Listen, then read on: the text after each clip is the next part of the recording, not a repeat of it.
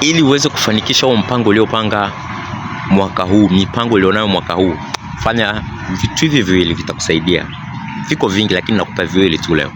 Jambo la kwanza, hakikisha katika mipango yote uliyoweka, ile mipango hakikisha ina deadline. Weka tarehe ya mwisho kwamba hichi kitu nitakilaunch, nitakiachilia au nitakifanya mwezi wa 4 mwishoni, mwezi wa 5 mwanzoni, mwezi wa 6 au mwezi wa 7, tarehe fulani. Usiangalie kwamba una hela au hauna hela, no. Keep it in your records kwamba this date I will gonna do this, I will gonna launch this business. Hiyo ni ya kwanza. Lakini ya pili ni jisemeshe. Ukishaweka huo mpango, speak to yourself. Jisemeshe mwenyewe kwamba at this date I will gonna do this, at this time I will gonna do this and this and this. Hii itakusaidia kwamba kile ulichokuwa umekipanga uweze kukifanikisha kwa kipindi hicho.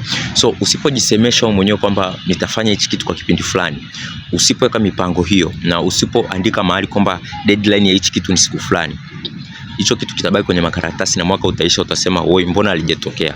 Kwa hiyo fanya hayo na utaona matokeo kwenye kile ulichokipangia mwaka huu. Uwe na siku njema.